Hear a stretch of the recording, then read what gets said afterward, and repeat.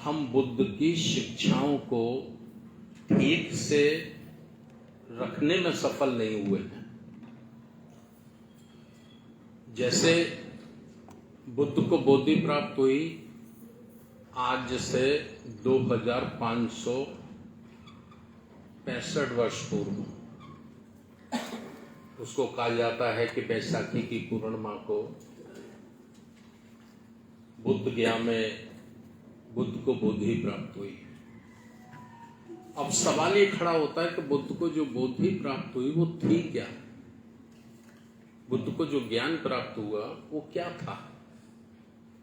तो मैं अपने शब्दों में बताना चाहता हूं, बुद्ध को जो ज्ञान प्राप्त हुआ 6 वर्ष की कठोर तपस्या के बाद, वो उनको ये प्राप्त हुआ कि पूरी दुनिया में, संपूर्ण संसार में ईश्वर नाम की कोई चीज नहीं है। ईश्वर नाम की कोई चीज नहीं है। कुछ मुट्ठी भर चंट चालाक लोगों ने ईश्वर का भूत खड़ा करके एक बहुत बड़े मेहनत का समाज को उसका शोषण किया है। ये बुद्ध ने जाना और इसको बुद्ध ने अपने शब्दों में कहा। क्या कहा? दुख है, दुख का कारण है, कारण का निवारण है, निवारण का मार्ग है। बुद्ध ने अपने शब्दों में कहा दुख क्या है, दुख का कारण क्या है? दुख का कारण है अविद्या, अज्ञान, अशिक्षा। यही मूल रूप से दुख का कारण है। अविद्या, अज्ञान के कारण अंधविश्वास को हमने स्वीकार कर लिया, काल्पनिक ईश्वर को हमने स्वीकार कर लिया और मुट्ठी भर चंट चालाक लोगों ने उसका सहारा लेकर हजारों हजारों वर्ष तक मानवता का शोषण किया है। ये बातें मैं इसलिए बता रहा हूं कि बुद्ध को समझे बगैर हम बुद्ध की क्रांति को, उनके आंदोलन को आगे नहीं ले जा सकते। उनको समझना होगा कि उनका आंदोलन क्या है। बाबा साहब डॉक्टर अंबेडकर जी ने भारत का संविधान लिखा। आप किसी भी स्टूडेंट से पूछेंगे कि भाई लिखने में कितना टाइम लगा, तो बहुत जल्दी से हमारे लोग बता देंगे कि भाई 2 वर्ष 11 महीने 18 दिन का समय संविधान को लिखने में लगा। लेकिन संविधान के साथ साथ बाबा साहब डॉक्टर अंबेडकर ने हमारे लिए बुद्ध और उनका धम्म, एक धार्मिक ग्रंथ भी लिखा। अगर इसका सवाल हम पूछेंगे अपने देश के लोगों से, बाबा साहब को मानने वाले लोगों से, बाबा साहब के अनुयायियों से भी अगर हम ये सवाल पूछेंगे कि इसको लिखने में बाबा साहब को कितना समय लगा, तो मैं समझता हूं इसका आंसर 0 होगा। मतलब 1% भी लोग इसका आंसर नहीं दे पाएंगे।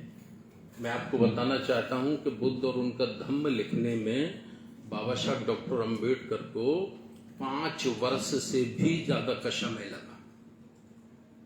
क्यों लगा? इतना समय बाबा साहब ने उस बुद्ध और उनके धम्म को लिखने में क्यों लगाया? उसका मूल कारण था कि जो बुद्ध का 45 वर्षों का संघर्ष था, 500 वर्ष के बाद, बुद्ध के 500 वर्ष के बाद भिक्षु संघ में मिलावट हो गई। मिलावट माने जो बुद्ध के विरोधी लोग थे, जो बुद्ध की शिक्षाओं को नहीं मानते थे, ऐसे विरोधी लोगों ने भी चीवर पहनकर, भिक्षु बनकर वो भिक्षु संघ में शामिल हो गए और शामिल होकर फिर उन्होंने उसमें मिलावट करना शुरू किया। क्या मिलावट करना शुरू किया? बुद्ध का जो धम्म है वो बिल्कुल भी आध्यात्मिक नहीं है। बुद्ध का धम्म, उनकी 45 वर्ष की जो संघर्ष यात्रा है, वो शुद्ध रूप से सामाजिक, राजनीतिक, आर्थिक परिवर्तन का आंदोलन है, लेकिन 5 वर्ष के बाद, 500 वर्ष के बाद उसमें मिलावट शुरू हो गई, तो हमें उनके जो सही मकसद था उससे हटाकर हमको आध्यात्मिक बना दिया गया, अर्थात हम पूजा पाठ में लग गए और बुद्ध की सही क्रांति को हम भूल गए। इसलिए बाबा साहब डॉक्टर अंबेडकर ने बुद्ध और उनका धम्म लिखा, और इतना समय इसलिए लगा बाबा साहब को कि बाबा साहब जानते थे कि इसमें थोड़ी भी कमी होगी तो दुनिया में लोग उंगली उठाएंगे, क्योंकि बाबा साहब डॉक्टर अंबेडकर केवल भारत तक ही सीमित नहीं थे। बाबा साहब की बुद्धि का लोहा दुनिया के लोग मानते थे। बाबा साहब की पहचान भारत के साथ साथ पूरी दुनिया में थी, इसलिए उनको इस बात की बहुत ज्यादा चिंता थी कि इसमें किसी प्रकार की कोई कमी ना रह जाए। तो ये बाबा साहब ने लिखा।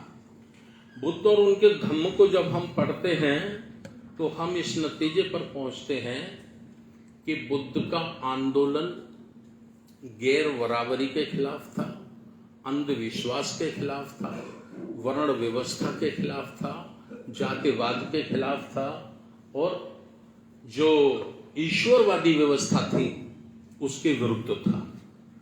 और 45 वर्षों के उनके संघर्ष का प्रतिफल निकल कर आया कि जिस शूद्र समाज को शिक्षा, दीक्षा, शासन सत्ता, शस्त्र अस्त्र से दूर रखा गया था, उस शूद्र समाज का सर्वप्रथम एक चक्रवर्ती सम्राट बना जिसका नाम पद्मानंद था। पद्मानंद जो नाई समाज से था, उसको बुद्ध के आंदोलन के बाद सम्राट बनने का मौका मिला, राजा बनने का मौका मिला। तो ये बुद्ध की सामाजिक परिवर्तन की, राजनीतिक परिवर्तन की और आर्थिक परिवर्तन की क्रांति थी। बुद्ध को ये बात हमको समझनी होगी।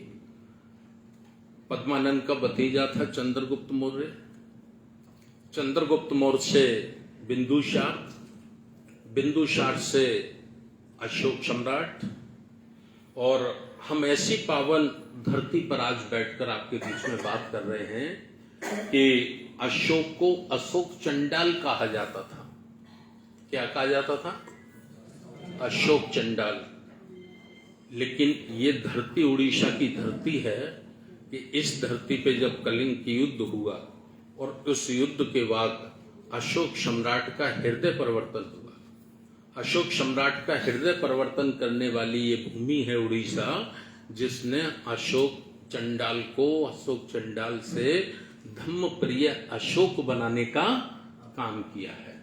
परिवर्तन की ये भूमि है जहां हम लोग आज चर्चा कर रहे हैं। मेरा कहने का मतलब यह है कि हम लोग बुद्ध की शिक्षाओं को नहीं जान सके, इसलिए हम बुद्ध से दूरी बनाए हुए हैं। इससे आगे चूंकि हमें आज समाप्त करना है सेशन को, अब मैं वर्तमान में बात करता हूं। बुद्ध की शिक्षा भारत में कामयाब होती नहीं है या होने नहीं दी जाती है। 2 प्रश्न आप लोगों के बीच में उभरते हैं। पहला प्रश्न उभरता है कि बुद्ध की शिक्षा भारत में कामयाब नहीं होती। दूसरा प्रश्न आपके बीच में उभरता है कि कामयाब नहीं होने दी जाती। मैं इस नतीजे पर पहुंचा हूं कि बुद्ध की शिक्षाओं को, बुद्ध के धम्म को भारत में कामयाब नहीं होने दिया जाता है। अब सवाल खड़ा होगा कि जब कामयाब नहीं होने दिया जाता है तो वो कौन है जो बुद्ध के धम्म को भारत में कामयाब नहीं होने देता है, और उसका कारण क्या है? तो मैं इस नतीजे पर पहुंचता हूं कि जो ब्राह्मणवादी व्यवस्था है, ब्राह्मणवादी व्यवस्था को पसंद करने वाले जो लोग हैं, वो बुद्ध के धम्म को भारत में कामयाब नहीं होने देते हैं। और क्यों कामयाब नहीं होने देते हैं? उसका मतलब क्या है? उसका मतलब यह है कि बुद्ध का जो धम्म है ये बराबरी का है। इसमें जन्म के आधार पर कोई छोटा नहीं है, कोई बड़ा नहीं है। किसी को भी जन्म के आधार पर सम्मान नहीं दिया जा सकता और किसी को भी जन्म के आधार पर अपमानित नहीं किया जा सकता। ये बुद्ध का धम्म है।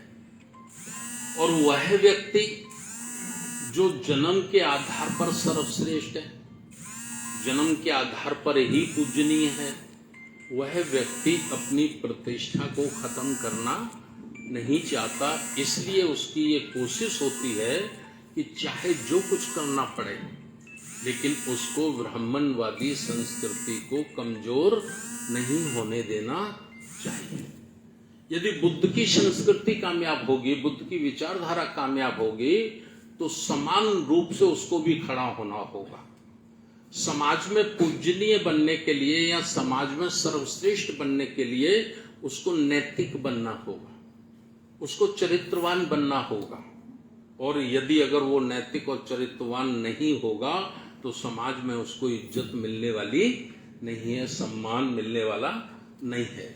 इसलिए वो चाहता है कि जो उसकी संस्कृति है वो कामयाब होनी चाहिए, बुद्ध की संस्कृति कामयाब नहीं होनी चाहिए। अब हम इससे आगे चलते हैं। आगे चल के जब इसका परीक्षण करते हैं तो हम इस नतीजे पर पहुंचते हैं कि जो वर्ग है वो एक जाति भी है और एक वर्ग भी है। मैं ये बातें इसलिए कह रहा हूं कि कुछ जो हमारे बुद्धिस्ट साथी होंगे उनके मन में एक प्रश्न उठता होगा कि भाई बुद्ध धम्म में जातियों के लिए कोई स्थान नहीं है। मैं भी इस बात को मानता हूं कि बुद्ध ने अपने धम्म में जातियों के लिए कोई स्थान नहीं दिया है। एक बार इसी प्रकार की सेमिनार बौद्ध गया में थी, उसमें मुझे भिक्षुओं का प्रोग्राम था, बोलने का मौका मिला। तो जब सेमिनार खत्म हो गई तो मुझे कई भिक्षुओं ने, भंते लोगों ने एक प्रश्न मुझसे किया कि साहब आपने जो जाति की बात कही थी तो बुद्ध धम्म में तो जाति के लिए कोई स्थान नहीं है। मैंने कहा ठीक, मैं सहमत हूं इस बात से, लेकिन आप जापान की बात करते हैं, थाईलैंड की बात करते हैं, चाइना की बात करते हैं, श्रीलंका की बात करते हैं, अमेरिका की बात करते हैं, तो ये बात समझ में आती है। क्यों समझ में आती है? क्योंकि भारत से बाहर के जो देश हैं वहां पर जो निर्णय होता है वो दो आधार पे होता है। एक आधार होता है नैतिक और एक आधार होता है अनैतिक। नैतिक माने चरित्रवान व्यक्ति जो झूठ ना बोलता हो, चुगली ना करता हो, अच्छा व्यक्ति हम उसे कह सकते हैं। और अनैतिक व्यक्ति जो झूठ बोलता हो, चोरी करता हो, डकैती करता हो, लूट करता हो, लोगों को बेवकूफ बनाकर ठगता हो, उसको अनैतिक कहते हैं। तो दूसरे देशों में जो निर्णय होता है कि भाई कौन नैतिक है, कौन अनैतिक है, तो इस नैतिक और अनैतिक का जब निर्णय होता है तो उसका चरित्र देखा जाता है, उसके जीवन के कर्म देखे जाते हैं कि कौन व्यक्ति कैसा है। कर्म के आधार पर, उसके चरित्र के आधार पर उसको सम्मान दिया जाता है। लेकिन भारत में ऐसा नहीं होता। भारत में विडंबना है। भारत में SC, ST, OBC का व्यक्ति चाहे जितना चरित्रवान हो, चाहे जितना पढ़ा लिखा हो, चाहे जितना बुद्धिमान ज्ञानी हो, चाहे जितना तपस्वी हो, वो सर्वश्रेष्ठ हो ही नहीं सकता, वो पूजनीय हो ही नहीं सकता। तो भारत में जो निर्णय होता है वो जाति के आधार पे होता है, वो योग्यता के आधार पे नहीं होता है।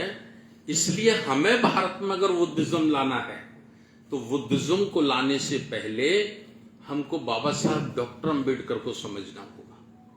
बाबा साहब डॉक्टर अंबेडकर जी के द्वारा लिखी गई किताब शूद्रों की खोज हमको पढ़नी होगी। बाबा साहब डॉक्टर अंबेडकर के द्वारा लिखी गई किताब अछूत कौन और कैसे हमको पढ़नी होगी। बाबा साहब डॉक्टर अंबेडकर का लाहौर का भाषण जाति का उच्छेद हमको पढ़ना होगा, तो हम बाबा साहब डॉक्टर अंबेडकर को समझ पाएंगे। और जब हम बाबा साहब डॉक्टर अंबेडकर को समझ पाएंगे तब ही हम जाकर बुद्ध को सही मायने में समझ पाएंगे, अन्यथा बाबा साहब के बगैर हम बुद्ध को नहीं समझ पाएंगे। ये बातें मैं इसलिए आपके बीच में कह रहा हूं कि ये बड़ा दुख है कि बुद्ध का जन्म भारत में हुआ और उसके बाद भी आज तक भारत में बुद्ध धर्म बड़ी कमजोर अवस्था में है।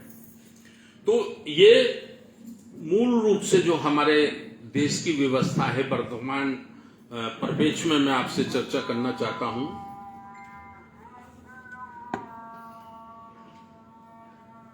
अजान हो गई।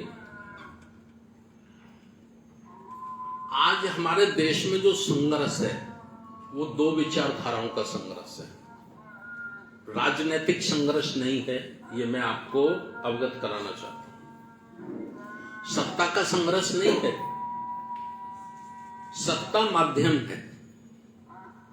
सत्ता एक ऐसा शस्त्र है कि जिसके हाथ में होती है वो अपना मकसद बहुत जल्दी से पूरा कर लेता है, लेकिन संघर्ष सत्ता का नहीं है।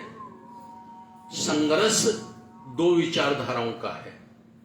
एक विचारधारा है प्राचीन काल की जिसे हम ब्राह्मण संस्कृति कहते हैं, एक विचारधारा है जिसे हम श्रमण संस्कृति कहते हैं। श्रमण संस्कृति का निर्माण गौतम बुद्ध ने किया है। श्रमण संस्कृति का अर्थ है श्रम करने वाले लोग। श्रम अर्थात मेहनत, मजदूरी, ईमानदारी से जीविका चलाने वाले लोग। और ब्राह्मण संस्कृति का मतलब है छल कपट धोखे से लोगों को बेवकूफ बनाकर जीवन जीने वाले लोग। ऐसे करके हमें दो भागों में इसको समझना होगा। तो अब इसके आगे जब हम चलते हैं तो हम ये सोचते हैं कि भाई जो ब्राह्मणवादी व्यवस्था है और जो बुद्ध के आंदोलन को कामयाब नहीं होने देती है उसके पास ताकत क्या है। तो हम 5 ताकतों पर चर्चा करते हैं। सबसे पहली ताकत, उनके पास एक मजबूत संगठन है। आज उनके पास मजबूत संगठन है जिसका नाम है आरएसएस। आरएसएस ब्राह्मणों के द्वारा निर्मित किया गया, बनाया गया एक मजबूत संगठन है जिसको 95 वर्ष हो गई हैं बनाया गया। इस संगठन की ताकत क्या है? इस संगठन की ताकत है 2 लाख ब्राह्मणों के लड़कों ने अविवाहित रहकर, शादी न करके अपने आप को आरएसएस को समर्पित किया है, उन्हें हिंदू राष्ट्र का निर्माण करने के लिए। ये उनकी दूसरी ताकत है। तीसरी ताकत क्या है? तीसरी ताकत है इस देश का मीडिया, चाहे वो टीवी टेलीविजन है, चाहे वो प्रिंट मीडिया अखबार है। भारत का जितना मीडिया भी है 100 का 100% आरएसएस की विचारधारा का प्रचार प्रसार करता है, उसी को वो दिखाता है। अंबेडकरवादी विचारधारा का प्रचार प्रसार वो है मीडिया नहीं करता है। ये तीसरी ताकत है। चौथी ताकत क्या है? चौथी ताकत है इस देश के उद्योगपति गौतम अडानी, अनिल अंबानी जैसे लोग। ये अपने इनकम का 10% भाग ये संघ को दान करते हैं। काहे के लिए? इस देश के SC ST OBC समाज को सदैव सदैव के लिए गुलाम और लाचार बनाने के लिए वो उनको पैसा देते हैं। पांचवी ताकत क्या है? पांचवी ताकत है इस देश की मंदिर व्यवस्था। आपने कई टीवी न्यूज पे सुना होगा। जी न्यूज पे आज से 4-5 वर्ष पहले का एक है और मुझे लगता है व्हाट्सएप के माध्यम से सब तक गया होगा। 4 मंदिरों की इनकम भारत सरकार के खजाने के बराबर है। इतना पैसा 4 मंदिरों से मिलता है। और मंदिर कितने हैं पूरे देश में? 5 लाख। और इन मंदिरों पर पैसा चढ़ाता कौन है? हम लोग। अविद्या, बुद्ध ने कहा ना, दुख का कारण अविद्या, अज्ञान। अज्ञान के कारण हम अपना ही धन, खून पसीने की मेहनत की कमाई, जिससे हमें अपने बच्चों पे खर्च करना है, अपने परिवार पे खर्च करना है, उसको अंधविश्वास के कारण, अज्ञानता के कारण हम उधर चढ़ाते हैं और उस पैसे का इस्तेमाल हमारे खिलाफ होता है, हमारे विरोध में उस धन का इस्तेमाल होता है। ये हमें समझना है। ये मैंने एक पक्ष रखा। दूसरा पक्ष है अंबेडकरवाद, यानी श्रमण संस्कृति, बुद्ध का आंदोलन। तो अंबेडकरवाद पे जब हम चर्चा करते हैं तो हमारी ताकत क्या है? हमें अपना भी आंकलन करना चाहिए, अध्ययन करना चाहिए। तो हमारे पास 3 ताकतें बहुत बड़ी हैं। सबसे पहली ताकत है हमारी जनसंख्या, भारत की जनसंख्या। भारत की जनसंख्या का लगभग 85-90% भाग हमारा है। लगभग 90 से 85% जनसंख्या हमारी है, जिन्हें हम मूल निवासी कह सकते हैं, या मान्यवर काशीराम साहब के शब्दों में हम उसे बहुजन समाज कह सकते हैं। ये हमारी सबसे बड़ी ताकत है। दूसरी ताकत क्या है हमारी? दूसरी हमारी ताकत है लोकतंत्र। लोकतंत्र है भारत में। लोकतंत्र का मतलब होता है जिसकी ज्यादा संख्या होगी उसी का राजपाट होगा, वही सत्ता में होंगे, वो जो निर्णय लेंगे वही मान्य होगा। ये हमारी दूसरी ताकत है। और तीसरी ताकत हमारी क्या है? तीसरी ताकत हमारी है इस देश का संविधान। संविधान हमें संपूर्ण शक्तियां देता है। आज मैं जो बोल पा रहा हूं, आप लोगों के बीच में जिस भाषा में मैं बोल पा रहा हूं, जिन शब्दों में मैं बोल पा रहा हूं, या जिन शब्दों में आप सुन पा रहे हैं, ये ताकत किसने दी है? ये शक्ति किसने दी है? संविधान ने दी है। तो ये हमारी ताकतें हैं, 3 ताकतें जिनकी रक्षा हमको करनी है। इनके रहते, इनके 3 ताकतों के रहते हुए हम अपनी हजारों वर्षों की बिगड़ी हुई बात को बना सकते हैं। अब आप देख रहे होंगे कि संविधान पे बहुत बड़ा आक्रमण हो रहा है, लोकतंत्र पर बहुत बड़ा आक्रमण हो रहा है। आपने सुना होगा कि भारत में 4 पिलर हैं संविधान की रक्षा करने के लिए। कौन से 4 पिलर हैं? सबसे बड़ा पिलर है न्यायालय, हमारे देश का हाई कोर्ट, सुप्रीम कोर्ट। उसकी जिम्मेवारी है कि वो संविधान की रक्षा करे। दूसरा कौन सा है? दूसरा है विधायिका। विधायिका माने लोकतंत्र के द्वारा जो लोग चुनाव जीत के जाते हैं, एमएलए और एमपी। ये हमारा दूसरा पिलर है। तीसरा पिलर है कार्यपालिका। कार्यपालिका किसको कहते हैं? IAS, IPS. ये हमारा तीसरा पिलर है।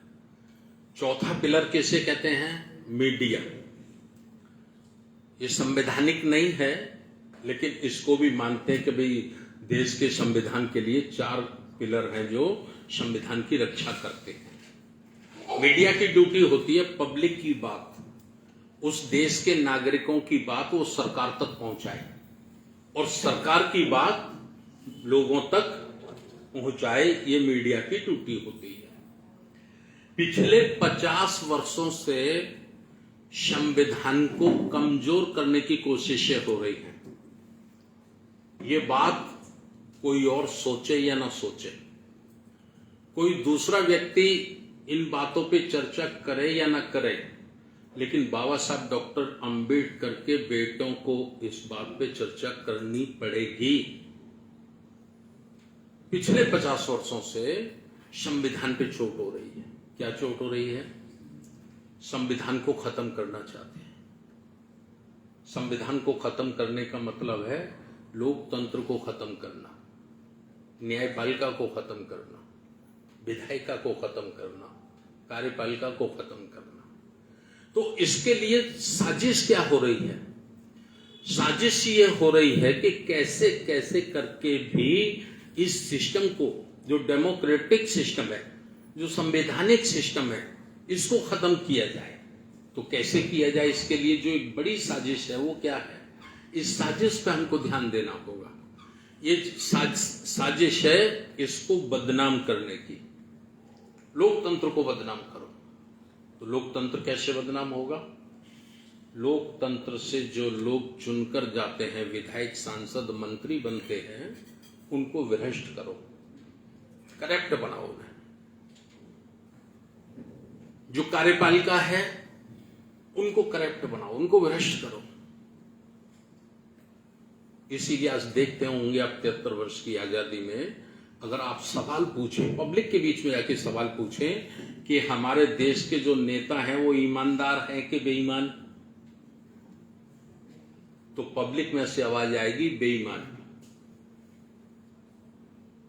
वो बेईमान है नहीं, उनको बेईमान बनाया गया है, उनको जानबूझकर भ्रष्टाचार में लपेटा गया है ताकि लोकतंत्र से लोगों का विश्वास उठ जाए। अच्छा, आप पूछो हमारा जो ब्यूरोक्रेट है, हमारा जो अधिकारी वर्ग है, क्या वो ईमानदार है? सवाल उठेगा नहीं, वो भी बेईमान है। जुडिशियरी की मैं बात नहीं कहना चाहता, न्यायालय के बारे में मुझे कुछ नहीं कहना, क्योंकि संविधान न्यायालय के बारे में कहने की इजाजत नहीं देता है। हम न्यायालय का सम्मान करते हैं, लेकिन न्यायालय के निर्णय कैसे आते हैं, हमारे पक्ष में आते हैं कि हमारे विपक्ष में आते हैं, हमसे ज्यादा अच्छा कोई नहीं जानता। इतना तो हम कह सकते हैं। बाकी हम न्यायालय का सम्मान करते हैं, जो कि संविधान हमें उसकी इजाजत नहीं देता है। ये बातें मैं इसलिए कह रहा हूं कि जैसे लोग कहते हैं भाई नेताओं में गोली मार दो, तो मैं उनसे पूछा हूं चलो मार दी गोली, फिर क्या होगा? फिर शासन क्या होगा? तो कहते मिलिट्री शासन हो जाएगा। मैंने कहा मिलिट्री शासन ही तो तुम्हारा दुश्मन चाहता है। कुछ समय के लिए मिलिट्री शासन करेगा, उसके बाद में फिर वो लोकतंत्र का शासन खत्म कर देगा, राजा का शासन ले आएगा। वो प्रजा का शासन नहीं चाहता, वो राजा का शासन चाहता है। किसी को भी राजा बना के गद्दी पर बिठा देगा, नशेड़ी भंगेड़ी को, और उसका सहारा लेकर फिर वो पीछे से अपनी हुकूमत करेगा। ये बड़ी साजिश है जिसको समझने की आज जरूरत है। ये देश में चल रही है। इसका मैं एक और बड़ा प्रमाण आपको दे सकता हूं। बाबा साहब डॉक्टर अंबेडकर ने जो संविधान बनाया, तो उन्होंने जो हमारे सेना है, तीनों सेनाओं को बराबर का राइट दिया। थल सेना, जल सेना और वायु सेना। उसके जो सेना अध्यक्ष हैं, कोई सीनियर नहीं है, कोई जूनियर नहीं है। ऐसा क्यों किया गया? ऐसा इसलिए किया गया कि बाबा साहब जानते थे कि इसमें अगर हमने किसी एक को सीनियर बना दिया तो वो सीनियर कभी भी मिलिट्री शासन लागू कर देगा और लोकतंत्र को डिसॉल्व कर देगा, खतरे में डाल देगा, जैसा आप देखते हैं पाकिस्तान में हमेशा होता रहता है। समझ रहे कि नहीं? तो सेना के तीनों भाग जब बराबर की ताकत के होंगे तो एक दूसरे पर आदेशित नहीं कर पाएगा। और इतना ही नहीं किया, यहां तक किया कि सेना के तीनों अध्यक्ष कभी बिना राष्ट्रपति की अनुमति के एक साथ उठेंगे बैठेंगे भी नहीं, राष्ट्रपति उनका चीफ होगा। आपने आज से 6 वर्ष पहले देखा होगा, एक कानून लाया गया और वो कानून था कि तीनों सेनाध्यक्षों के ऊपर एक CDS बनाया गया, मतलब तीनों के ऊपर एक सीनियर बनाया गया। बिपिन रावत को बनाया गया था, वो एक हेलीकॉप्टर एक्सीडेंट में उनकी डेथ हो गई। तो ये देश को कहां ले जा रहे हैं? मतलब बाबा साहब ने तो सेना को दूर रखा शासन से, और ये एक को चीफ बनाकर फिर उसी ओर ले जाने की कोशिश में है। हमारे आचार्य जी ने कल 2 दिन में आपको बहुत समझाया होगा कि भाई ये जो करप्शन है ये हमारे लिए बहुत खराब है। अब उनकी तो ड्यूटी है कि वो करप्शन करें, भ्रष्टाचार करें और लोकतंत्र को बदनाम करें, लेकिन बाबा साहब डॉक्टर अंबेडकर के बेटों की ड्यूटी है कि हम लोकतंत्र को बदनाम ना होने दें, हम इस संविधान को कमजोर ना होने दें। ये 2 दिन में बहुत विस्तार से उन्होंने समझाया होगा आप लोगों के बीच में। तो ये सारी बातें हम लोगों को करनी है। मैं अब इसके लिए बात करना चाहता हूं कि ये काम होगा कैसे। सबसे बड़ी बात है ये काम कैसे होगा। तो इसके लिए 3 चीजों की बहुत बड़ी जरूरत है। सबसे पहले लोग चाहिए। राष्ट्रीय बौद्ध महासभा ने जो तैयारी की है वो तैयारी ये की है कि पूरे देश की संख्या है 140 करोड़, और 140 करोड़ लोगों के लिए भी बुद्ध का धम्म है। इसलिए बुद्ध का कोई जो धम्म है ये औषधि है, ये दवाई है मनुष्य को स्वस्थ रखने की। लेकिन इसमें कुछ लोग अभी हैं जो बहुत जल्दी आगे की लाइन में नहीं लगेंगे। जैसे ब्राह्मण है, हम ब्राह्मण से ये उम्मीद करें कि वो पहले बुद्ध के धम्म को स्वीकार कर ले, तो ये संभव नहीं है, क्योंकि वो जहां है वहां उसको ये बताया गया है कि तुम ही ईश्वर की संतान हो और ईश्वर ने तुम्हें ही अपना प्रतिनिधि बनाकर पृथ्वी पर भेजा है। तो वो इतने बड़े पद को क्यों छोड़ने के लिए तैयार होगा? बहुत जल्दी वो तैयार नहीं होगा। ठीक है। दूसरे लोग हैं, दूसरे लोग भी बहुत जल्दी अभी बुद्ध के धम्म को स्वीकार नहीं करेंगे। तो बुद्ध के धम्म को सबसे पहले कौन स्वीकार कर सकता है, जल्दी कौन स्वीकार कर सकता है? वो कर सकते हैं SC, ST और OBC के लोग। और इनकी संख्या कितनी है देश में?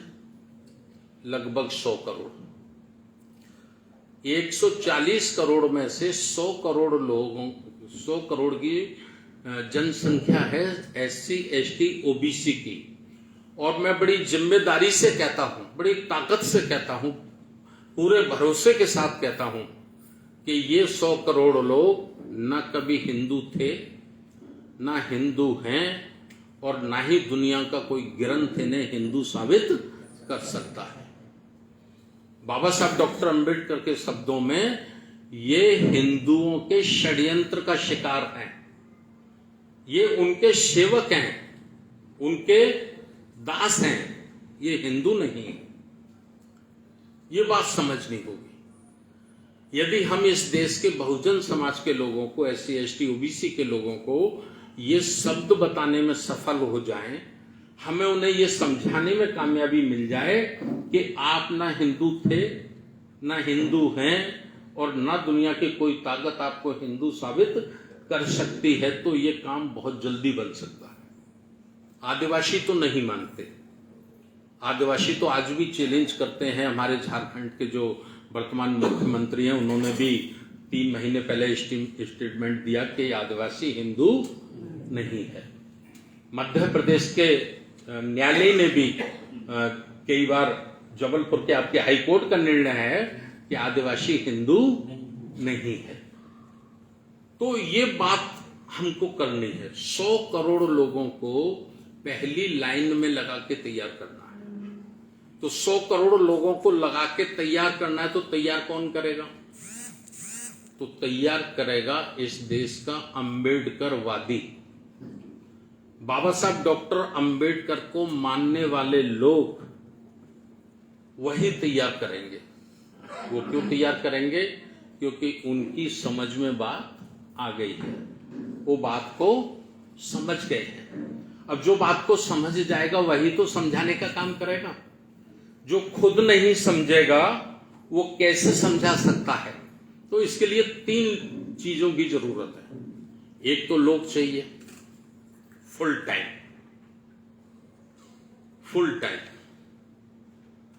मतलब जैसे उड़ीसा को तैयार करना है तो उड़ीसा को तैयार करने के लिए कम से कम 5 लोग ऐसे हों जिन पर घर परिवार की कोई जिम्मेवारी ना हो। मैं नहीं कहता कि चीवर ले लो भिक्खू हो जाओ। अगर चीवर ले लो भिक्खू हो जाओ तो अच्छी बात, पुण्य का काम है। लेकिन जब तक नहीं हो पाते तब तक हम ऐसी कोशिश करें, और कर सकते, कोई बड़ी बात नहीं है। आप देखिए 2.5-3 करोड़ लोग रिटायर हैं। SC ST के सरकारी कर्मचारी अधिकारी लगभग 3 करोड़ की संख्या में पूरे देश में रिटायर हो गए और उनको पेंशन मिलती है। उनमें से 100 में से 80% लोग ऐसे हैं जिनके बच्चे भी सेटल हो गए हैं, नौकरियों पे हैं, बड़ी अच्छी जगह है, बिल्कुल फ्री है। वो चाहे तो इस काम में अपना जीवन दे सकते हैं। उनको प्रेरित करना होगा, उनको तैयार करना होगा। और पैसा भी, अगर 4th क्लास की नौकरी से भी रिटायर हुआ है, चपरासी से भी रिटायर हुआ है, तो भी कम से कम 20,000 की पेंशन उसको मिलती है। बाबू से हुआ है तो 40-45 हजार, और ऑफिसर रैंक से हुआ है तो कम से कम 60,000 रुपए उसको पेंशन मिलती है आज के जमाने में भी। तो उनको तैयार किया जा सकता है। एक दूसरा, समय चाहिए। बिना समय समाज को दिए हम इन महापुरुषों के आंदोलन को आगे नहीं ले जा सकते। और तीसरा क्या चाहिए? तीसरा चाहिए त्याग। कौन सा त्याग? घर परिवार, नाते रिश्तेदारी, उसका त्याग। क्योंकि कुदरत ने पूरी दुनिया के प्रत्येक मनुष्य को 2 चीजें बराबर दी हैं। अमीर हो, गरीब हो, पढ़ा लिखा हो, अनपढ़ हो, गंवार हो, 2 चीजें बिल्कुल बराबर दी हैं। कौन से? 24 घंटे का समय और 80 ग्राम का भेजा। सबको बराबर है। 80 ग्राम का भेजा है सबका, और 24 घंटे का समय। तो समय तो हमारे पास सीमित है। तो सीमित समय में ही हमको समाज के लिए लगाना होगा। यदि हम ये सोचे कि भाई हमें परिवार की भी जिम्मेवारियां निभानी है, नाते रिश्तेदारी भी निभानी है, ये सब कुछ भी करना है, तो फिर ये काम नहीं हो सकता। इसके लिए हमें त्याग करना होगा। संगठन क्यों चाहिए? हम राष्ट्रीय बौद्ध महासभा के माध्यम से पूरे देश में संगठन पे ज्यादा जोर दे रहे हैं। क्यों दे रहे हैं? इसलिए दे रहे हैं कि हमारे सामने जो खतरा है, जो देश के लिए खतरा है, लोकतंत्र के लिए खतरा है, संविधान के लिए खतरा है, तो किन लोगों से खतरा है? जिन लोगों से खतरा है उनके पास बहुत ताकतवर संगठन है। और संगठन ही एक ऐसी शक्ति होती है जिससे हम मुकाबला कर सकते हैं, जिससे हम अपनी बिगड़ी बात को बना सकते हैं। तो संगठन के लिए हम लोग अभी 5 प्रदेश में पदाधिकारी बना रहे हैं, 5 हम जिले में बना रहे हैं, इसके बाद 5 हमको तहसील में बनाने हैं, 5 ब्लॉक में बनाने हैं। और हमने जो खाका तैयार किया है ये संपूर्ण भारत किया है। संपूर्ण भारत क्यों किया है? क्योंकि जो समस्या है वो एक जगह की नहीं है, समस्या पूरे देश की है। पूरे देश की समस्या है तो पूरे देश में ही एक योजनाबद्ध तरीके से एक प्लानिंग करके हमको तैयारी करनी होगी। मैं आगरा में बैठ के काम करता रहूं, आप संबलपुर में बैठ के काम करते रहो, आप जबलपुर में बैठ के काम करते रहो, तो बात बनने वाली नहीं है। एक जैसा सोचते हैं जो लोग, एक जैसा जो महसूस करते हैं लोग, उन सारे लोगों को इकट्ठा करना, उनको एक माला में पिरोना, ये राष्ट्रीय बौद्ध महासभा की जिम्मेवारी है। हम उस काम में पूरे देश में लगे हुए हैं। एक बात मैं और आपके बीच में कहना चाहता हूं, भागीदारी और जिम्मेदारी,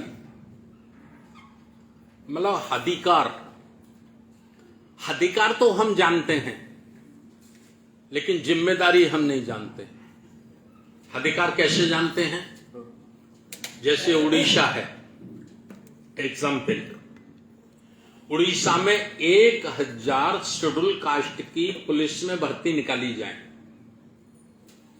1000 लड़कों को जो शेड्यूल कास्ट के होंगे उनको नौकरी पुलिस में मिलेगी, ठीक है।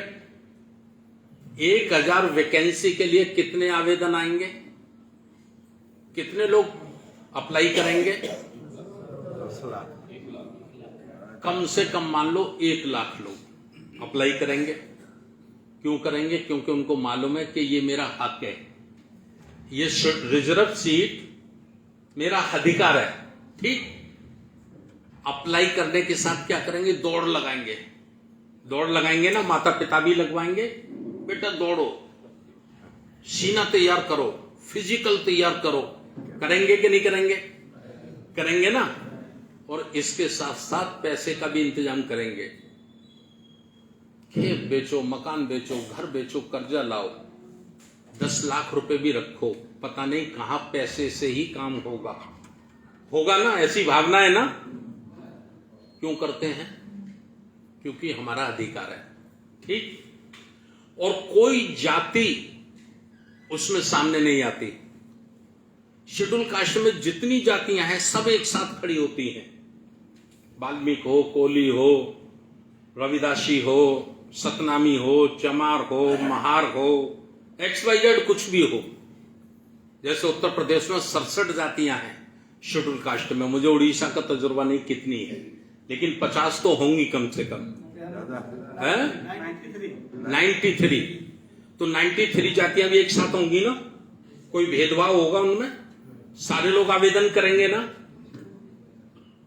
इसका मतलब अधिकार जानते हैं, जिम्मेदारी नहीं जानते। जब शादी विवाह करने की जरूरत पड़ेगी तो फिर 93 जातियां भी 93 जगह शादी विवाह करेंगी। 2 जातियां भी एक साथ मिलने को तैयार नहीं है। ये हमारी कमजोरी है। संविधान की, लोकतंत्र की रक्षा करनी है, इसके लिए हमें त्याग करना है, धन देना है, समय देना है, पैसा देना है, तो हम पीछे की लाइन से निकल जाएंगे, आगे की लाइन में नहीं आएंगे। ये हमारी कमजोरी है। इस कमजोरी को हम लोगों को दूर करना होगा। ये बातें मैं इसलिए कह रहा हूं कि जब तक ये हमारे विवेक में नहीं आएगी, हमारे दिमाग में नहीं आएगी, तब तक हम कामयाब आंदोलन नहीं चला सकते। बाबा साहब ने कहा सबसे बड़ी समस्या जाति है। जाति को खत्म किए बगैर हम मजबूत अखंड भारत का निर्माण नहीं कर सकते। लेकिन सवाल यह खड़ा होता है कि जितने लोग बाबा साहब पे भाषण देते हैं, अभी मैं सुनने वालों की बात नहीं कर रहा, जितना भाषण देते हैं, क्या वो जाति तोड़ते हैं? नहीं तोड़ते ना। तो फिर हम स्वयं अपने लिए प्रॉब्लम क्रिएट करते हैं, कोई दूसरा हमारे लिए प्रॉब्लम क्रिएट नहीं करता है। ये हमें समझना होगा, करना होगा। अच्छा, इसको खत्म कैसे कर सकते हैं? इसका रास्ता क्या है? हमारे दिमाग में 3 रास्ते आते हैं जाति खत्म करने के। पहला रास्ता है बुद्ध का धम्म। हम बुद्ध के धम्म को स्वीकार कर लें और जाति को त्याग दें। तो वाल्मीकि ने बुद्ध धर्म स्वीकार किया, चमार ने किया, महार ने किया, कोहली ने किया, तो ये सब कौन हो जाएंगे फिर? ये बुद्धिस्ट हो जाएंगे। बुद्धिस्ट हो जाएंगे तो आपस में रिश्ते करने में कोई परेशानी जाएगी? नहीं जाएगी, क्योंकि हम तो बुद्धिस्ट भी कर सकते हैं। एक तरीका ये है। दूसरा तरीका क्या है? दूसरा तरीका ये है कि सरकार ऐसा चाहे। सरकार क्या चाहे? सरकार ये घोषणा कर दे कि हम अपने राज्य में या सेंटर में उन्हीं बच्चों को सरकारी नौकरी देंगे जो इंटरकास्ट मैरिज करेंगे। ऐसा विधेयक ले आए, कानून ले आए, 10 पैसे के कागज पे आता है, कोई बड़ी मेहनत नहीं करनी इसमें। जो अंतरजातीय विवाह करने वाले लोग होंगे उनको ही नौकरी में प्राथमिकता दी जाएगी। तो मैं समझता हूं कि बहुत तेजी से ये काम शुरू हो जाएगा, क्योंकि जब लड़के लड़कियों में अफेयर होता है ना तो झगड़े होते हैं। झगड़े किस बात के होते हैं? कि भाई नाक का सवाल खड़ा होता है। तो जब घर वाले लोग नाक का सवाल लाएंगे तो लड़का हो या लड़की हो वो कहेंगे कि पापा दादा ये नाक पीछे करो, मेरी शादी होने दो, सरकारी जॉब पे जाऊंगा मैं। क्यों साहब? एक सवाल खड़ा होता है, सबको सरकारी जॉब नहीं मिल सकते। ठीक, तो सरकार इसमें दूसरा भी रख सकती है कि भाई जितने सरकारी जॉब है वो हम सरकारी जॉब उनको दे देंगे, बाकी लड़के लड़की को 25-25 लाख रुपए हम अनुदान देंगे दोनों को। तो 50 लाख रुपए से वो कोई अपना बिजनेस कर लेंगे, तो भी एक रास्ता खुलेगा। और एक बार ये दीवार है, एक बार ये दीवार टूटी तो ये काम बड़ी तेजी से होना शुरू हो जाएगा। ठीक, 2 हो गए। तीसरा क्या है? तीसरा यह है कि सामाजिक स्तर पर हम लोग ही पंचायतें करें। पंचायतें करें और पुरानी रूढ़िवादी व्यवस्था को खत्म करें और हम लोग ऐसे निर्णय लें कि भाई हमें जाति से अलग हटके रोटी बेटी का रिश्ता करना है। तो ये 3 प्रकार के उपाय हैं जिनके माध्यम से हम लोग ऐसा कर सकते हैं, लेकिन शुरुआत तो कहीं से करनी होगी। कांशीराम साहब ने की थी ये शुरुआत। मध्य प्रदेश में, उत्तर प्रदेश में बहुत बड़ा परिवर्तन उस समय देखने के लिए मिला था। तो हम लोग भी आज चर्चा कर रहे हैं। हो सकता है ये चर्चा कल कारगर साबित होना शुरू हो जाए। देखिए, जब तक चर्चा नहीं होगी तब तक माइंड सेटअप नहीं होगा, और जब तक माइंड सेटअप नहीं होगा तब तक वो व्यवहार में बातें नहीं आएंगी। तो ये हमको करना है। ब्राह्मण करता क्या है? ब्राह्मण शब्द जाल बुनता है, शब्द जाल, और झूठ को सच साबित कर देता है। एक बात का तो मैं गवाह हूं, खुद मैं गवाह हूं। 6 दिसंबर 1992 से पहले मैंने अपनी आंखों से बाबरी मस्जिद को देखा था। हम दूसरे की नहीं कह रहे, अपनी आंखों से देखा था। मस्जिद थी, मस्जिद शहीद कर दी गई, तोड़ दी गई। तोड़ने के बाद इतना प्रोपगंडा बनाया गया, मीडिया ने इतना बड़ा बनाया, इतना बड़ा बनाया, इतना बड़ा बयान आया कि सुप्रीम कोर्ट ने निर्णय दे दिया कि यहां मस्जिद थी ही नहीं। अब आप कहां जाओगे ये बताओ? भले ये बहुत बड़ा एग्जाम्पल मैं आपको दे रहा हूं। जैसे कांशीराम साहब ने जब आंदोलन खड़ा किया तो उन्होंने एक नारा दिया पूरे देश में। वो नारा था सामाजिक परिवर्तन। क्या नारा था? सामाजिक परिवर्तन। एक बार कांशीराम साहब को पूछा गया कि साहब आप सामाजिक परिवर्तन का आंदोलन चलाते हैं तो आप चुनाव क्यों लड़ते हैं, सरकार क्यों बनाना चाहते हैं? तो कांशीराम साहब ने कहा कि हमारा जो मकसद है, हमारा जो उद्देश्य है वो सामाजिक परिवर्तन का है। तो उन्होंने कहा सरकार क्यों बनाना चाहते हो? तो कांशीराम साहब ने कहा सरकार जिसके हाथ में होती है वो बहुत जल्दी अपने मकसद को पूरा कर लेता है, इसलिए हम सरकार को अपने हाथ में लेकर अपने सामाजिक परिवर्तन के उद्देश्य को पूरा करना चाहते हैं। और आपने देखा होगा यूपी में जब 4 बार हमको सरकार बनाने का मौका मिला तो कितने बड़े पैमाने पे काम हुआ। गौतम बुद्ध यूनिवर्सिटी बनाई गई, फूले साहू यूनिवर्सिटी बनाई गई, संत रविदास संत कबीर जिले बनाए गए कि नहीं?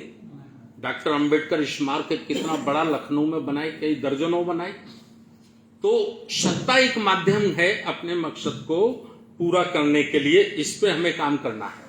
तो जैसे कांशीराम साहब ने जब सामाजिक परिवर्तन की लहर खड़ी की पूरे देश में, और वो लहर जब बहुत तेजी से स्पीड पकड़ने लगी, तो उस लहर को कमजोर करने के लिए सामने वालों ने क्या किया?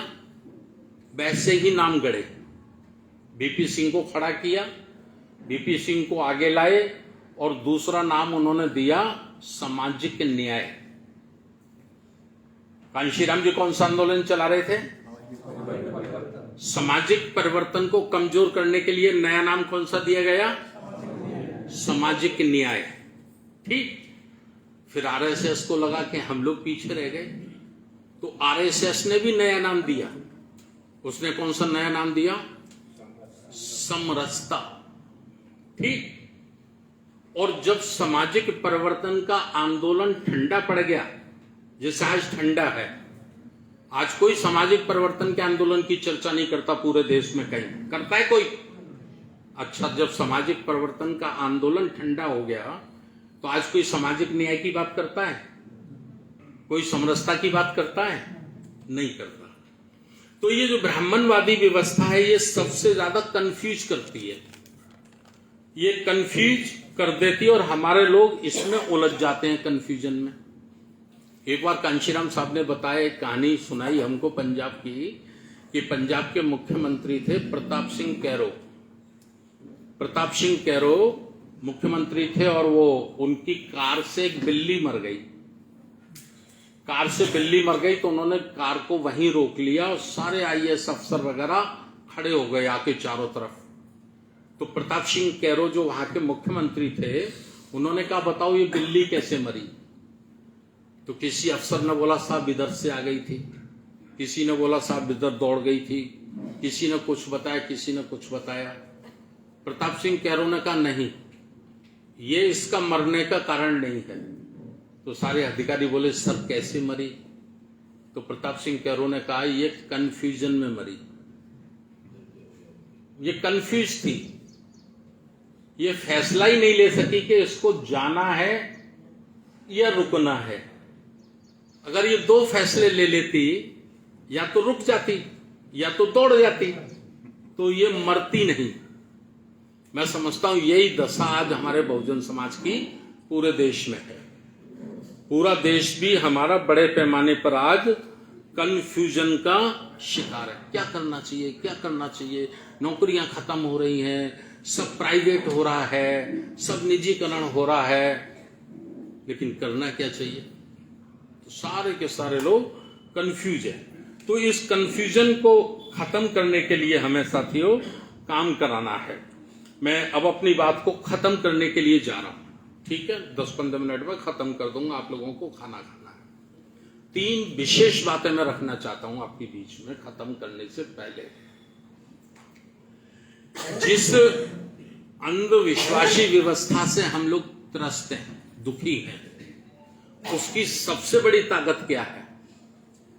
उसकी सबसे बड़ी ताकत है ओबीसी। ओबीसी पिछड़ी जातियां, उड़ीसा में कितनी संख्या मुझे नहीं मालूम, पूरे देश में उनकी 52% संख्या है 1931 की गणना के अनुसार। 1931 में जो गणना हुई थी उसमें उनकी 52% संख्या थी। अब तो 60% से ज्यादा होगी यदि आज गणना हो तो ये जो ओबीसी है, पिछड़ी जातियां जो है, ये बड़े पैमाने पर ये हिंदू षड्यंत्र के चक्कर में फंसी हुई है, बड़े जबरदस्त ढंग से फंसी हुई है। उनको वहां से कैसे निकाला जाए? अभी आप उनसे कहो कि भाई आपको बुद्ध को मानना है कि बाबा साहब को मानना है, या फिर आपको किसको मानना है, तो मुझे लगता है कि वो बुद्ध को और बाबा साहब को बहुत जल्दी स्वीकार नहीं करेंगे। नहीं करेंगे ना, ये कड़वी सच्चाई है। इसके लिए कांशीराम साहब ने काम किया था। क्या काम किया था? कांशीराम साहब ने पिछड़े वर्गों को निकालने के लिए, उनको तैयार करने के लिए उन्होंने एक तो नारा दिया था, जिसकी जितनी संख्या भारी उसकी उतनी भागीदारी, और एक पर्चा बनाया था। क्या पर्चा बनाया था? सुप्रीम कोर्ट में कितने जज जनरल कास्ट के कितने हैं, एससी के कितने हैं, एसटी के कितने हैं और ओबीसी के कितने हैं। तो लिखते थे वो सरकारी कर्मचारी, उस समय जो गणित निकालते थे उसमें लिखते थे कि भाई ओबीसी की संख्या 52% और सुप्रीम कोर्ट में जज 0।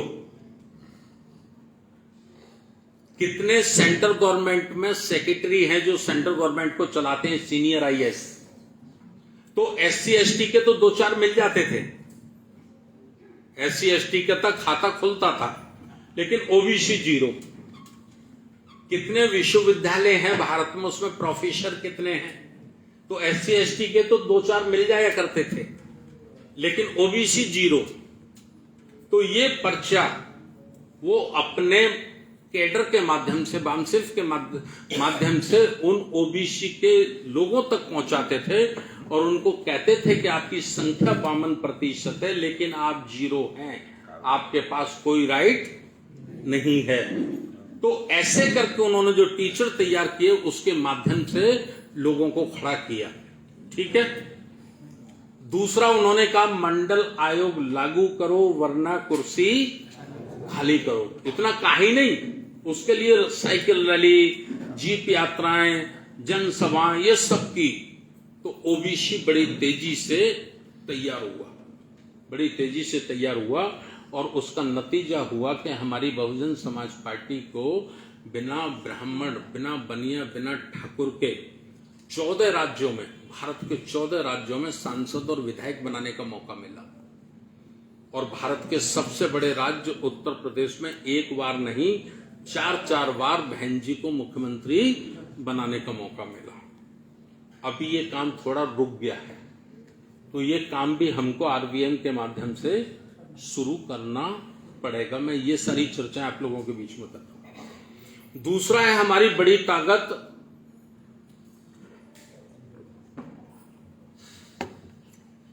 धार्मिक अल्पसंख्यक।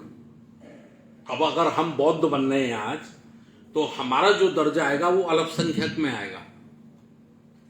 इस पे भी एक प्रश्न बहुत लोग उठाते हैं, बाद में पूछे, मैं उससे पहले ही आपके प्रश्न का उत्तर दे देता हूं। प्रश्न ये उठाते, साहब अब अगर हम बौद्ध बन गए तो क्या हमारे शेड्यूल कास्ट के और शेड्यूल ट्राइब के अधिकार हमको मिलेंगे कि नहीं मिलेंगे? ऐसे प्रश्न लोग उठाते हैं। तो मैं उसको बताना चाहता हूं कि बौद्ध बनने के बाद आप 3 प्रकार के बौद्ध बन सकते हैं। यानी हिंदू धर्म त्यागने के बाद जब आप बौद्ध धर्म की दीक्षा ले लोगे तो आपके पास 3 ऑप्शन है। पहला ऑप्शन है कि आपने बुद्ध की दीक्षा ले ली तो आप सामान्य हो सकते हो, जनरल कैटेगरी में आ जाओगे। ठीक।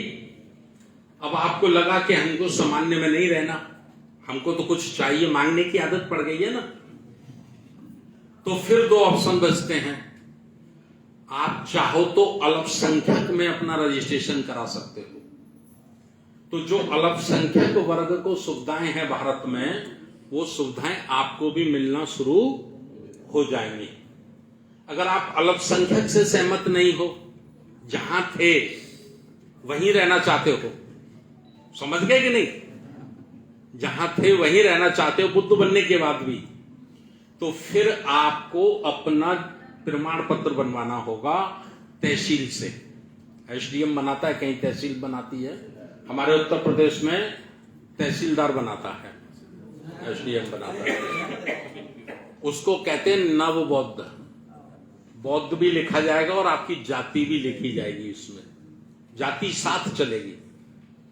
उसके आधार पर शेड्यूल कास्ट में रिजर्वेशन की जितनी सुविधाएं मिलती हैं वह सब भी आपको मिलती रहेंगी। ठीक है। फैसला आपको लेना है कौन सा वाला बौद्ध बनना है। लेकिन कांशीराम साहब कहते थे रिजर्वेशन, आरक्षण वैसाखी है। वैसाखी जानते हो ना, कोई आदमी लंगड़ा हो जाता है तो वो वैसाखी लगा के चलता है। काशीराम साहब कहते थे वैसाखी लगा के चला तो जा सकता है लेकिन दौड़ा नहीं जा सकता। दौड़ना चाहते हो तो वैसाखी छोड़ना सीखो, ऐसा कांशीराम साहब कहते थे। उनकी बात मैं कोट कर रहा हूं। तो ये इस किस्म के लोग सवाल करते हैं तो ये मैंने आपको बताई, हम ऐसा कर सकते हैं। दूसरी बात मैं आपके बीच में रखना चाहता हूं कि जो हमारा पढ़ा लिखा वर्ग है या संपन्न वर्ग है, 3 भागों में हम लोग बटे हैं। 100 करोड़ लोग 3 भागों में, यानी 20% लोग बहुत हाई लेवल पे हैं, बहुत हाई लेवल पे, जैसे हम IAS IPS कह सकते हैं या उद्योगपति कह सकते हैं, ठीक है। 20% लोग मिडिल हैं, बीच वाले। कितने हो गए ये? 40। और 60% लोग बिल्कुल C ग्रेड के हैं, अज्ञानी, अशिक्षित, निर्धन, जिनको बेचारों को होश ही नहीं है कि संविधान क्या है, लोकतंत्र क्या है, हमारे अधिकार क्या है। ठीक, हमारा समाज 3 भागों में बटा हुआ है। अब इस पे जब हम अध्ययन करते हैं तो जो ऊपर वाले जो हैं 20, ये बिल्कुल अलग हैं, इनका समाज से कोई संबंध नहीं है। ये समाज, इन्होंने अपनी समाज अलग बना ली है, ये समाज से कोई ताल्लुक नहीं रखते। मुझे बड़ी हंसी आती है जब हमारे साथी लोग स्पीच देते हैं ना और कहते हैं बाबा साहब ने कहा था कि शिक्षा वो शेरनी का दूध है, जो पिएगा वही दहाड़ेगा। शिक्षा वो शेरनी का दूध है, जो पिएगा वही दहाड़ेगा। तो बाबा साहब तो अपने हिसाब से कहते हैं। बाबा साहब ने ये कहा तो उन्होंने अपने से सोच के कहा, क्योंकि जो ब्रिटेन का प्रधानमंत्री होता था, जिसके शासन में सूरज उगता था, जिसके शासन में सूरज डूबता था, दुनिया की सबसे बड़ी जिनकी सरकारें थी, ताकतें थी, उस प्रधानमंत्री को 39 वर्ष की उम्र में गोलमेज सम्मेलन में बाबा साहब डॉक्टर अंबेडकर ने उंगली करके कहा, क्या करके कहा? उंगली दिखा के कहा कि मिस्टर, क्या नाम था उनका,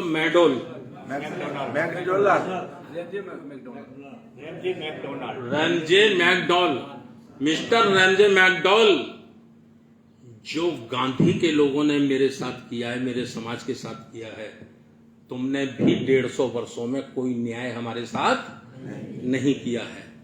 तो बाबा साहब तो दहाड़े थे ब्रिटेन के प्रधानमंत्री के सामने।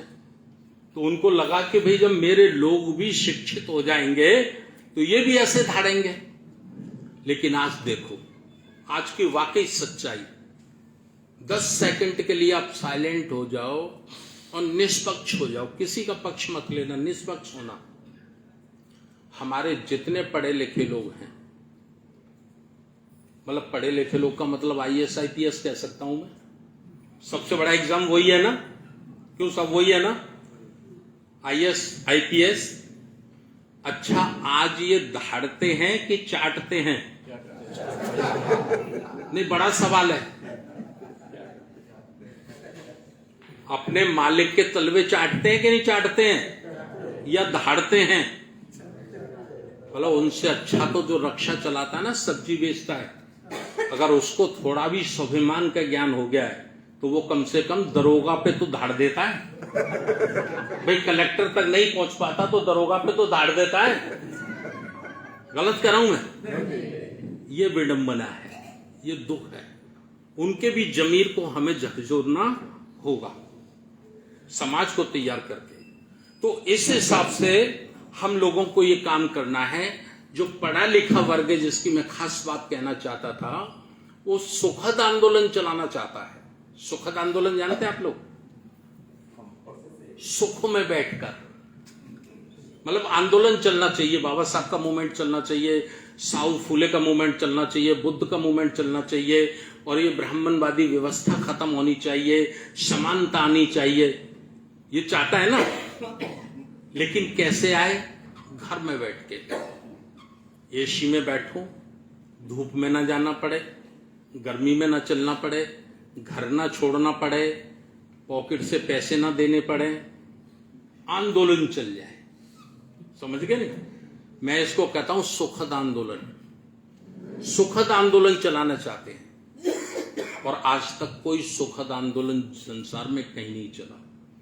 जितने सामाजिक परिवर्तन के आंदोलन चले हैं, जिन्होंने भी आंदोलन चलाए हैं, उन्होंने अपार दुखों का सामना किया है, तभी आंदोलन चले हैं। आप सिद्धार्थ गौतम को ही ले लीजिए। जब वो राजा के बेटे थे तो पराजित हो गए थे, और जब वो सन्यासी हो गए, भिक्षा पात्र लेकर एक एक घर भीख मांगकर भोजन करते थे, तब वो सफल हुए। बाबा साहब डॉक्टर अम्बेडकर को ले लीजिए, संत कबीर को ले लीजिए, जितने भी संत हैं सबकी स्टोरी पढ़ लीजिए आप। तो मैं कहता हूं भैया, अगर महापुरुषों का ये आंदोलन चलाना, वाकई चलाना है, वाकई कामयाब करना है, तो सुख का जीवन त्यागो। सुख में जीवन जीने की आदत आपका आंदोलन कभी कामयाब नहीं कर सकती है। धूप, बरसात, ये सब बर्दाश्त करना सीखो, ये बर्दाश्त करो, तभी आप लोग आगे साथियों बढ़ पाएंगे। एक बात कहकर मैं अपनी बात को खत्म कर रहा हूं। बड़ी जोर से नारा लग रहा है पूरे देश में, हिंदू राष्ट्र, हिंदू राष्ट्र, हिंदू राष्ट्र। और अभी 12 दिसंबर को दिल्ली के दैनिक जागरण में छपा है, ये 12 अगस्त दिल्ली के पेपर में दैनिक जागरण में छपा है। क्या छपा है? हिंदू राष्ट्र का संविधान बनके तैयार हो गया है। हिंदू राष्ट्र का संविधान बनके तैयार हो गया है। उसकी कुछ लाइनें मैं आपको पढ़ के बता रहा हूं जो अखबार में छपी है। 12 अगस्त दैनिक जागरण दिल्ली का संस्करण। उसमें लिखा है कि 124 लोगों की टीम बनाई गई है, उन्होंने ये संविधान बनाया है, और इस संविधान में वर्ण व्यवस्था को प्रमुख रखा जाएगा। वर्ण व्यवस्था के आधार पर जो जिसका काम है वो काम उसको दिया जाएगा। और 100 वर्ष पहले जो व्यवस्थाएं होती थी उसमें लिखा है पेपर में, गुरुकुल व्यवस्था होगी। एक गुरु होगा, एक गांव होगा, एक गाय होगी, और वही वहां का जज होगा, वही वहां का राष्ट्रपति होगा, वही वहां का प्रधानमंत्री होगा। समझ रहे हैं आप? 100 वर्ष पहले क्या होता था, उस ओर वो ले जा रहे हैं। ठीक है, मैं इसलिए कह रहा हूं। और संविधान ही बन के तैयार नहीं हुआ है, संसद भी बन के तैयार हो गई है। नई संसद भी बन के तैयार हो गई है। और आज से 6 महीने पहले हरिद्वार में साधु संतों ने, मैं तो उन्हें नहीं साधु मानता, साधु का मतलब होता है जो प्रत्येक इंसान के लिए काम करता है। तो ये साधु नहीं, ये स्वादी हैं। समझ रहे नहीं आप लोग? उन्होंने एक धर्म संसद बुला के कानून पास किया है कि नई संसद में नए संविधान के साथ प्रवेश करेंगे। पढ़ा था कि नहीं आप लोगों ने? इधर नहीं छपता क्या? छपता है ना व्हाट्सएप पर भी।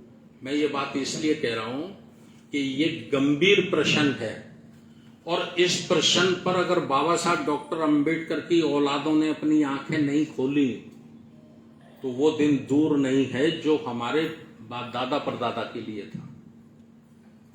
अगर जैसा स्वाभिमान का जीवन हम जिए हैं, जो इज्जत की जिंदगी हमने आपने जी है, यदि आप चाहते हैं कि वही इज्जत की जिंदगी हमारे नाती बेटे भी जिए, तो आज आपको सड़कों पे निकलना है। लोकतंत्र की रक्षा, संविधान की रक्षा करनी होगी। बाबा साहब डॉक्टर अंबेडकर का संविधान रहेगा तो ही हमारी आने वाली संतानें इज्जत की जिंदगी जी पाएंगी, वरना कोई चपरासी भी नहीं बनेगा। मैं बड़ी कड़वी बातें कह रहा हूं, बुरी लगे तो आप लोग गाली दे सकते हैं मेरे को, बुरी लगे तो आप गाली दे सकते हो। बहुत कड़वी बातें हैं ये, और मुझे कोई संकोच नहीं कहने में, मुझे कोई डर नहीं है कहने में। लोग कहते हैं ऐसा नहीं हो सकता भाई साहब, ऐसा कैसे हो सकता है? मैं कहता हूं, एक एग्जाम्पल देता हूं उन्हें, कि जब धारा 370 हटाने की बात कश्मीर से की जाती थी तो भी लोग ऐसा ही कहते थे, धारा 370 हटाई जाएगी, खून की नदियां बह जाएंगी सड़कों पर, ऐसे नहीं हट सकती, ऐसा बोलते थे लोग। धारा 370 तो हट गई, नदियां तो छोड़ो, मुझे कहीं खून की चाल बूंद नजर नहीं आई। कर दिया ना भाई, वो तो चिल्ला के कहते हैं, उनके सेंटर के मिनिस्टर कहते हैं कि हम तो आए ही संविधान बदलने के लिए हैं। तो इसलिए आज बाबा साहब डॉक्टर अंबेडकर के बेटों की जिम्मेदारी है कि हम लोग संविधान की रक्षा करें, देश की रक्षा करें। और बाबा साहब डॉक्टर अंबेडकर ने भी कहा है, एक बात और मुझे याद आ गई, उत्तर प्रदेश में राम मंदिर का शिलान्यास था और उस मंच पे 4 लोग थे, मोहन भागवत, नरेंद्र मोदी, आनंदीबेन और आदिनाथ योगी, मुख्यमंत्री उत्तर प्रदेश। केवल 4 लोग थे। आप लोगों ने भी देखा होगा, मैंने भी देखा था, लाइव टीवी चल रहा था। मोहन भागवत के भाषण की एक लाइन बता रहा हूं। मोहन भागवत के भाषण की लाइन थी कि आज राम मंदिर का शिलान्यास नहीं हुआ है, जबकि हुआ शिलान्यास था। राम मंदिर के शिलान्यास का ही प्रोग्राम तो था, लेकिन मोहन भागवत ने क्या कहा, आज राम मंदिर का शिलान्यास नहीं हुआ है, आज हिंदू राष्ट्र की नींव रखी गई है। ये शब्द छोटे हैं, मतलब बहुत बड़ा है। बाबा साहब डॉक्टर अंबेडकर ने क्या कहा? बाबा साहब डॉक्टर अंबेडकर ने कहा, अपना सब कुछ मिटाकर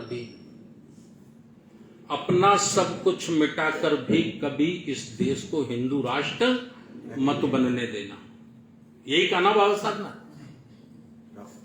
आजादी के समय भी जब हिंदू राष्ट्र की बात हो रही थी, तब भी बाबा साहब ने कहा कि हिंदू राष्ट्र यदि बना तो ये भारत का सबसे बड़ा कलंक होगा। कहा था कि नहीं बाबा साहब? इसलिए मैं आज राष्ट्रीय बौद्ध महासभा के माध्यम से हम पूरे देश में लोगों को जगाने का काम कर रहे हैं, संगठित करने का काम कर रहे हैं। समय रहते जाग गए, समय रहते हमने अपने पूर्वजों की विरासत को संभाल लिया, तो ही हमारी आने वाली नस्लें, हमारे आने वाले नाती पोते बच्चे स्वाभिमान की जिंदगी जी पाएंगे, वरना बहुत बड़ा अनर्थ हो जाएगा, बहुत बुरा हो जाएगा। ये कहने के लिए, ये अपनी बात रखने के लिए हम लोग आपके बीच में आए हैं और ये निवेदन करना चाहते हैं कि जो जो साथी इस आंदोलन में खड़ा, किसी से लड़ना हमारा मकसद नहीं है। हमारा मकसद संविधान में रहकर, कानून में रहकर अपने देश की और कानून की और संविधान की रक्षा करना है। ये हमारी नैतिक जिम्मेवारी है। तो इसके लिए मैं आप लोगों से अपील करता हूं, और आप लोगों ने मुझे काफी देर तक सुना, इसके लिए बहुत बहुत धन्यवाद। फैसला हमको ही करना है, फैसला हमको ही करना है। घर में बैठे रहेंगे, सुख की जिंदगी जिएंगे तो गुलामी निश्चित है, और घर छोड़ेंगे, संघर्ष करेंगे, सड़कों पे निकलेंगे, समाज को तैयार करेंगे, सोते हुए समाज को जगाएंगे, तो आने वाले बच्चों के लिए आजादी निश्चित है। फैसला हमको ही करना है।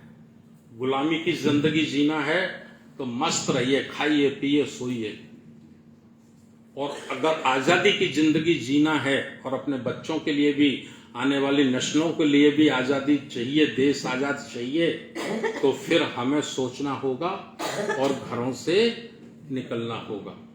कांशीराम साहब का अंतिम उपदेश सुना के मैं अपनी बात को खत्म कर रहा हूं। कांशीराम साहब कहते थे, जंग लड़ो बेईमानों से, निकलो बाहर मकानों से, और जंग लड़ो बेईमानों से।